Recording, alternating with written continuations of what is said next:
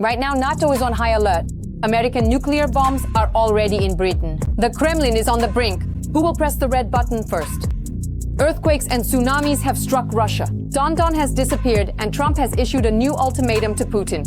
Russia's collapse is getting closer. Destruction live on air. The GUR special forces leveled the occupiers' bases to the ground. Drones over Minsk. Who is terrorizing Lukashenko?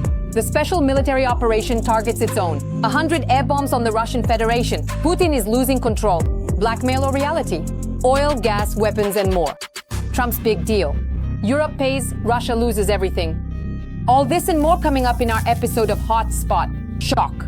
NATO switches to nuclear mode. Putin is in a panic. US superbombs are already in Britain. The bunker dweller can't believe his eyes. NATO is going all in. A nuclear strike is near.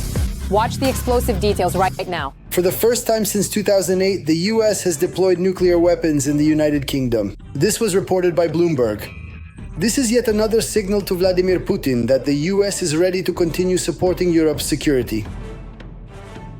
According to military analysts and open source data, on July 16th, an American military aircraft took off with its transponder turned on, making its identification and location publicly available. From the US nuclear weapons storage facility at Kirtland Air Force Base in Albuquerque, New Mexico, to the airbase in the British town of Lakenheath. Budget documents from the US Department of Defense show that for several years now, multi-million-dollar projects have been underway at Lakenheath for so-called surety facilities, a term the Pentagon uses to describe nuclear weapons security. Most likely, the aircraft delivered new B-6112 thermonuclear bombs, increasing the number of US tactical nuclear weapons in Europe for the first time since the Cold War.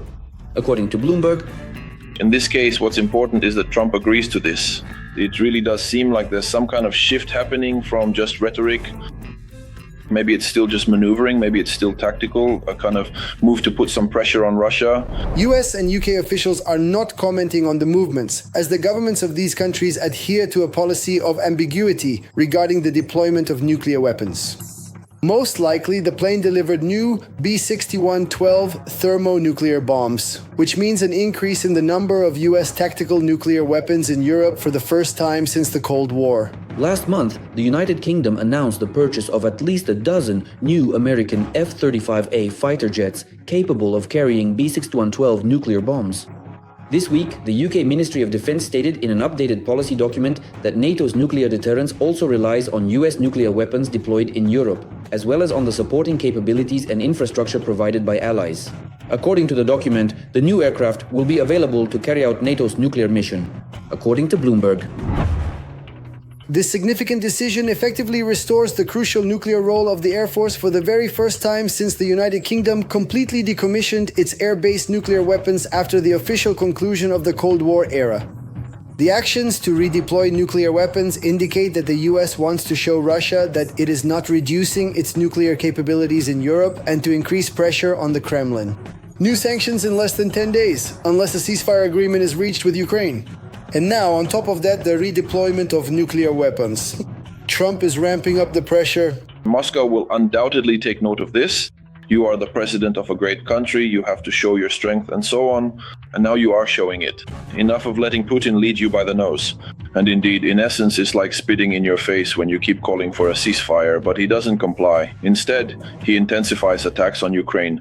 In other words, you constantly need to play on this. That he made the right choice, that America should remain part of this European Eurasian security system and not just withdraw somewhere else, say to China or the Pacific region. The delivery to the United Kingdom means that new nuclear weapons can now be deployed in Europe at 7 bases across 6 NATO countries.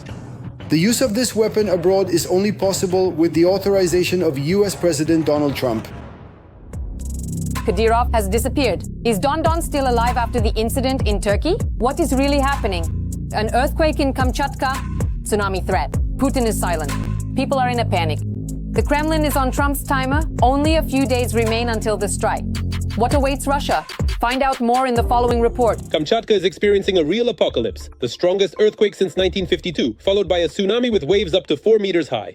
The preliminary estimate ranges from 7.7 to 7.9 in magnitude, and a tsunami warning has been issued. So, once again, I urge everyone to move away from the shoreline and tsunami-prone areas. We live in a seismically active region, so we must be prepared for such events. There have been no reports of casualties or serious damage, but strong aftershocks are continuing and may last for about a month. Whoa. We're shaking a little. We're shaking.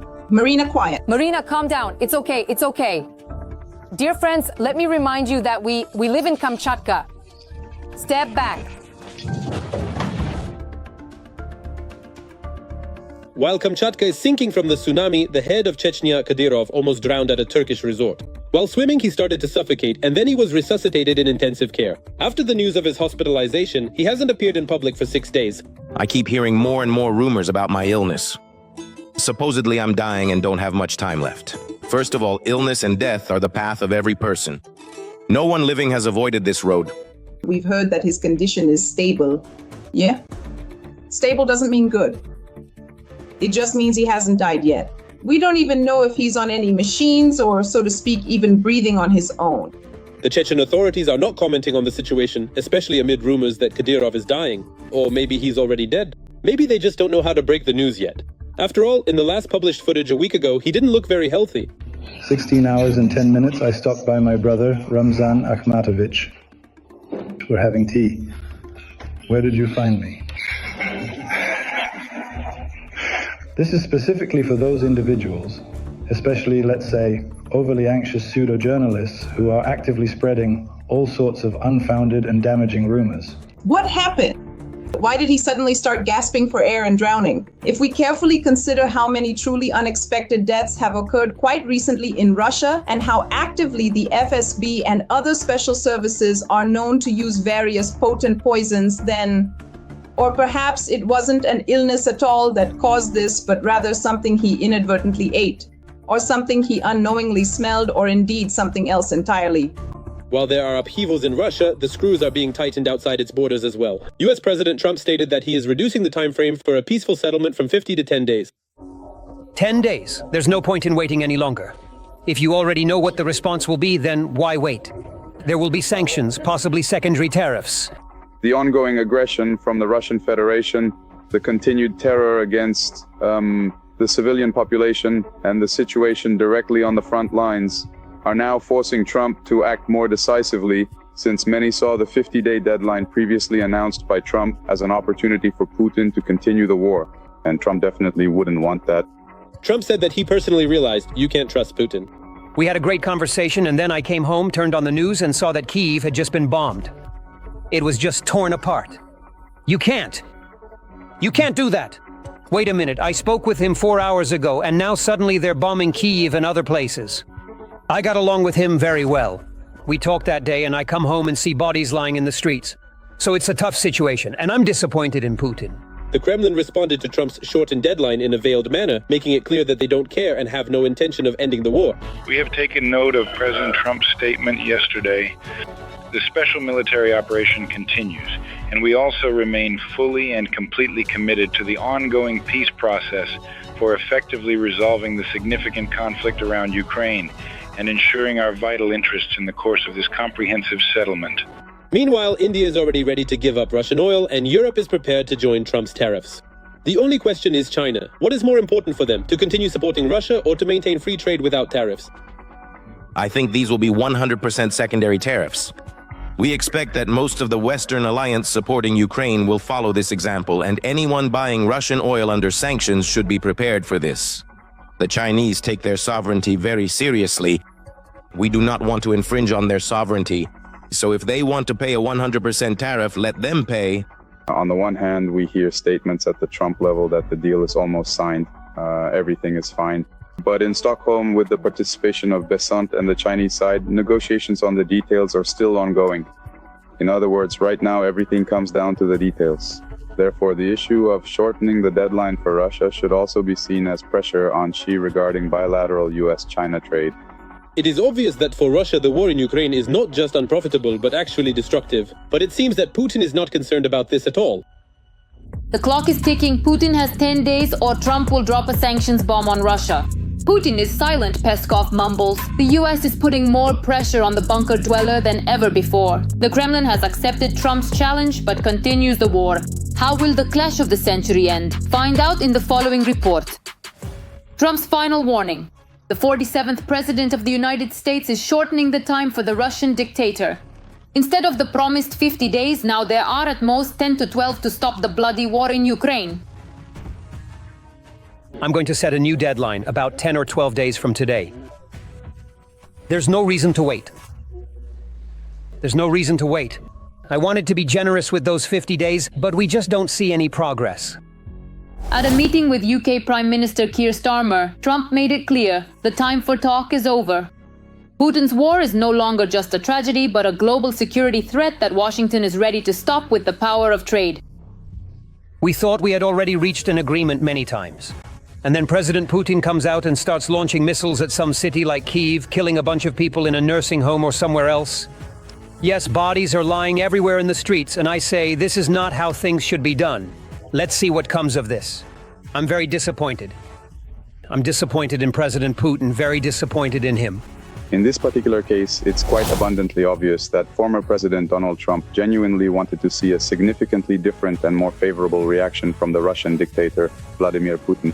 And throughout the second half of July, and obviously in August as well, he expected a different dynamic in the negotiation process regarding the escalation in Ukraine. But unfortunately, the Russian side did not follow this particular path, which President Trump had clearly laid out for them directly with his significant initiative. It's clear that right now, the 47th President of the United States himself is receiving a lot of negative attention, since many people see the 50-day deadline as an opportunity for Putin to continue the war. Trump's ultimatum was welcomed on Bankova Street. The head of the president's office, Andriy Yermak, thanked the 47th president for his decisiveness and the president of Ukraine, Volodymyr Zelensky, for making his position clear. A clear stance and the expressed determination of President Donald Trump have come just in time, when much can change thanks to the power for the sake of true peace. I thank President Trump for his desire to save lives and stop this terrible war.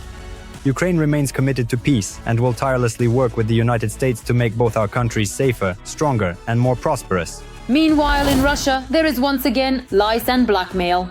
Instead of peace, Putin's junta wants even more blood. According to CNN, the Kremlin does not intend to stop the war until it achieves its maximalist goals: complete control over the occupied territories and foreign policy restrictions for Ukraine. The court jester of the Russian dictator, who is also his press secretary, stated that the Kremlin has taken note of Trump's new ultimatum, but the war continues. And the fan of drinking, who is also the deputy chairman of Russia's Security Council, Medvedev, hysterically threatened Trump with war. Trump is playing the ultimatum game with Russia, 50 days or 10. He should remember two things. First, Russia is not Israel and not even Iran. Second, every new ultimatum is a threat and a step toward war, not between Russia and Ukraine, but with your own country. Don't follow in Sleepy Joe's footsteps. So Russia is threatening Trump with war today. As if to say, Trump has no right to interfere in their international affairs. In other words, no country in the world should interfere with the policy that Russia is currently pursuing toward democratic countries. But how far are they across the ocean willing to go in the event of another insult directed at Trump? We can't predict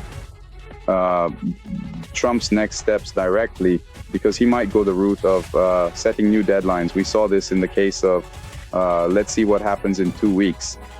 But we've also seen another case, for example, in Iran, when 2 weeks turned into 3 days, after which the United States itself got involved in Israel's operation and attacked Iranian nuclear facilities. So in reality, Trump is leaving himself room to maneuver. And which direction he chooses to go, of course, will depend entirely on his own will. But given that he understands just how much the Russian dictator is deceiving him, it's hard right now to predict as a more realistic scenario that Trump will turn this whole machine around 180 degrees.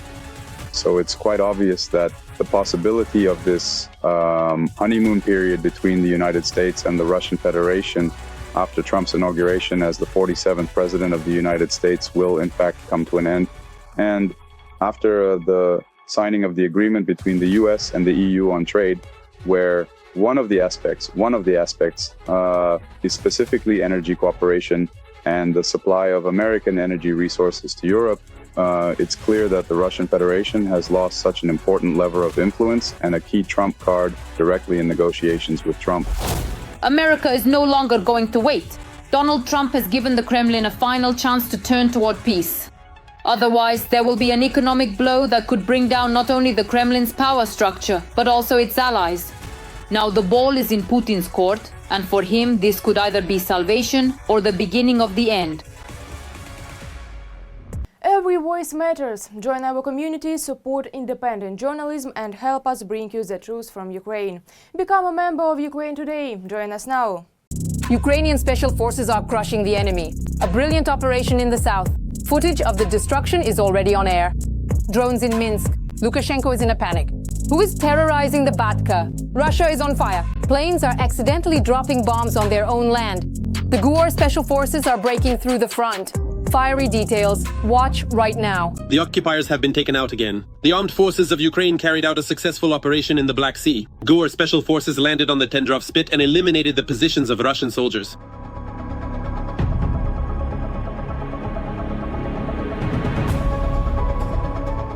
As noted by the GUR, the Ukrainian flag was raised over the island. The operation was carried out without any losses on the Ukrainian side. And also, the Ukrainian armed forces thwarted another enemy attack in the Orikhiv direction. The Russians tried to break through the defenses, but suffered significant losses within a few hours. It's no coincidence that the occupiers are trying to escalate tensions in the Zaporizhzhia direction.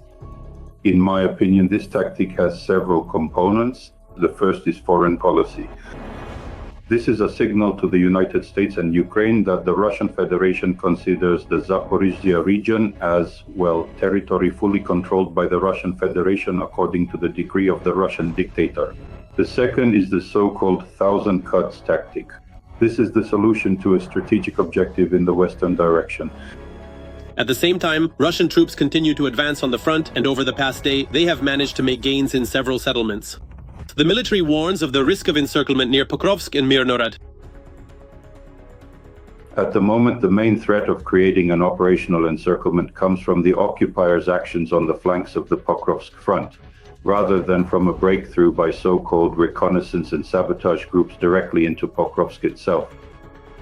In the direction of Mirnorod, the occupiers' main efforts are focused on taking direct control of the key location of the Ukrainian defense forces. This is the only paved road used for personnel rotation and the delivery of ammunition to Uvasra. And Russian conscripts are even attacking their own. In the past month alone, at least 5 new incidents have been recorded where Russian aerial bombs have fallen on Russian territory or on occupied Ukrainian territories. Since the beginning of 2025, at least 100 aerial bomb drops have been recorded. In addition, 3 missile crashes have been recorded. The Russian aerospace forces are essentially in a significantly worn out and degraded state. And as a direct result of this deterioration, the alarming likelihood of such unfortunate incidents occurring is only steadily increasing, growing almost geometrically and quite alarmingly.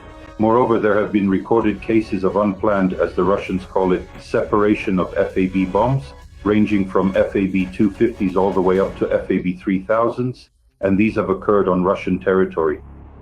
And this means that the occupiers' outdated aircraft fleet is in need of modernization. But right now, that's the least of their concerns. Russia is launching a large-scale program to protect its aircraft at several airfields near the Ukrainian border. British intelligence has released satellite images showing the construction of shelters. First and foremost, these are preemptive actions by the Defense Forces of Ukraine and the main intelligence directorate of the Ministry of Defense, targeting Russian aerospace forces' air bases.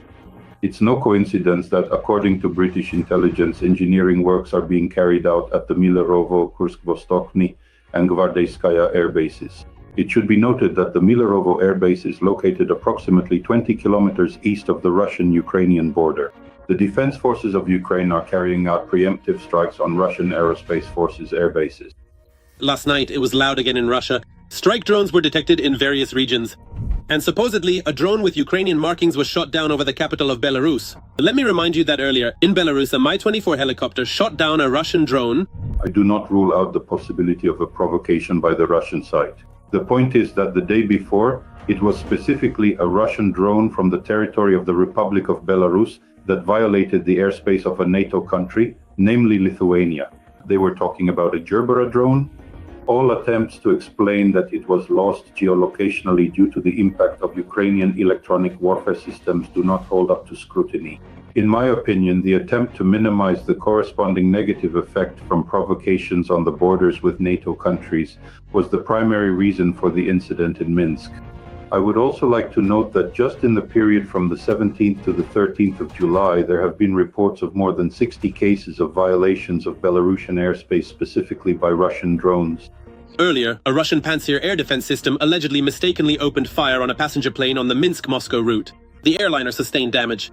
In other words, the Russian Federation is trying to escalate the situation both within Belarus itself and to make it clear, primarily to the People's Republic of China and accordingly to the United States, that it considers the territory of the Republic of Belarus to be within its own military political sphere of influence, despite external signals from respectively China and the United States to the Russian Federation. Well, in the near future, we can expect even more provocations from the Kremlin against the backdrop of the upcoming Russian-Belarusian military exercises Zapad 2025. Shock! Putin is preparing a dirty bomb for Europe. The Kremlin is digging its own grave. Putin's final blow. The EU in the crosshairs? The countdown has begun. 6 reactors, 1 order. Russia's nuclear terrorism is becoming a reality.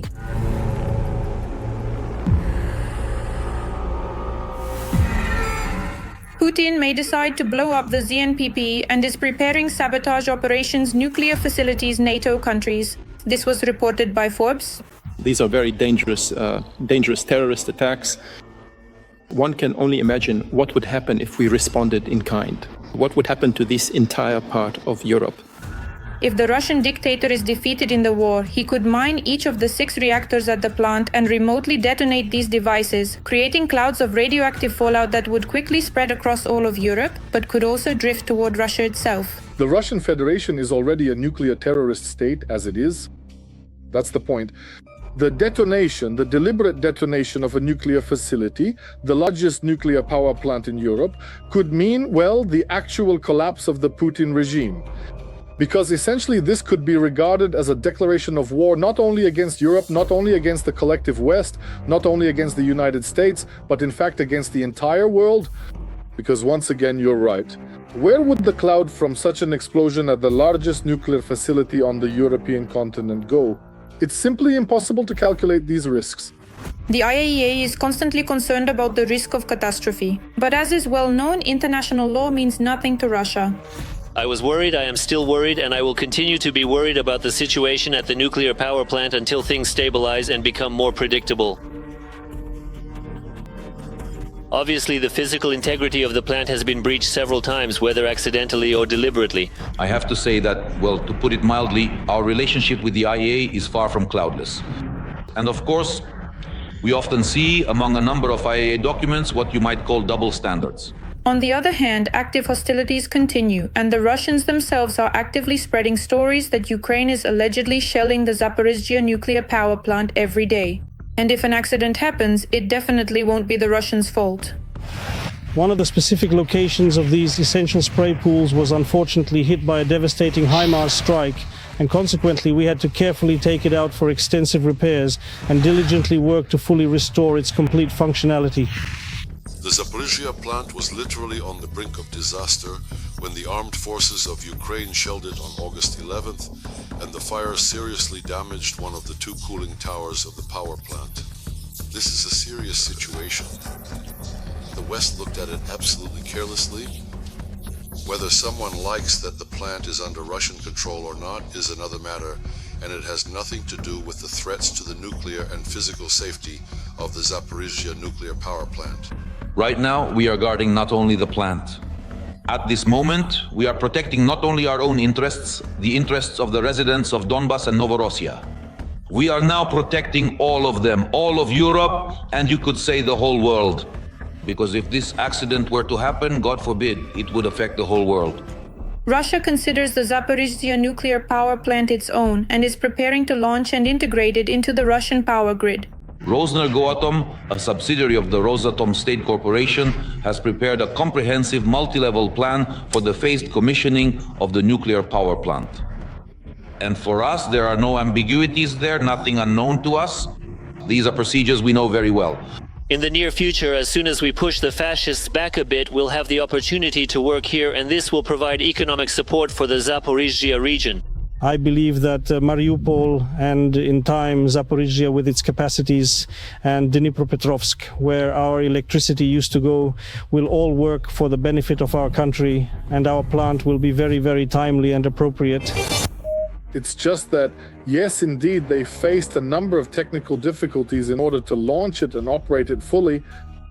But these tales that we're going to launch it now and even supply electricity to the central regions of Russia, where power is cut off by the hour, that's complete nonsense. And it's hardly realistic to do that at all. Most likely, it's just another propaganda myth.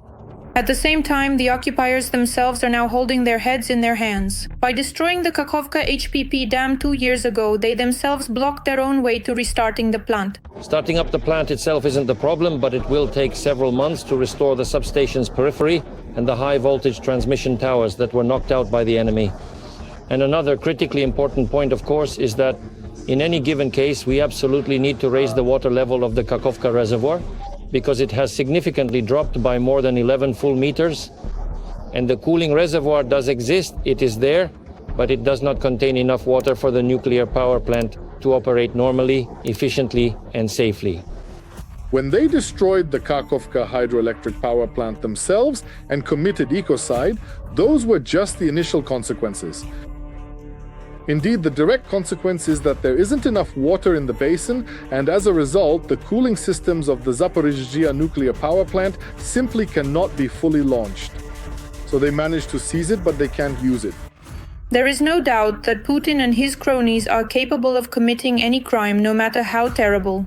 The only way to stop this evil is to act before it's too late. The empire's deal. The US and the EU are dividing the world. Putin is in isolation. Europe is trading Russian gas for American weapons. And not just that. Trump has bought out Europe. Blackmail, money, and a strategic shift against the Kremlin. All the shocking details, watch right now. Oil, gas, weapons, and more.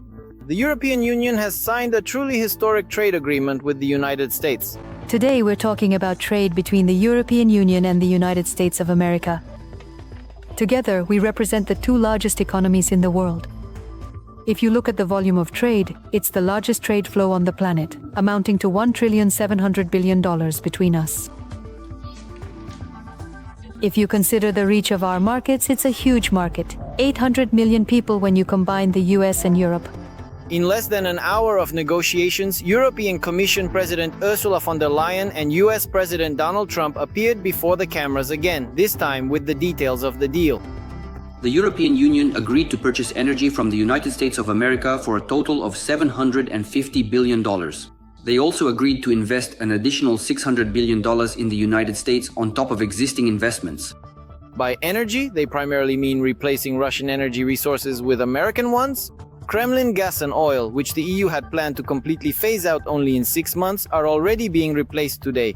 Incidentally, besides Russia, this also additionally affects those countries within the EU that have traditionally held a pro-Russian stance. Slovakia, Hungary, and other EU countries that buy traditional resources from Russia are now essentially being forced to choose. Either you buy from Russia or you buy from the United States. In other words, either Putin or Trump. If you choose to buy from Russia, meaning Putin, you can no longer call yourself a political friend of the United States, meaning Trump, which Viktor Orban used to do all the time. So it's really time to decide, are they with the US or with Russia in this context? And here again, this could be a significant basis for pushing Russia out of the energy market.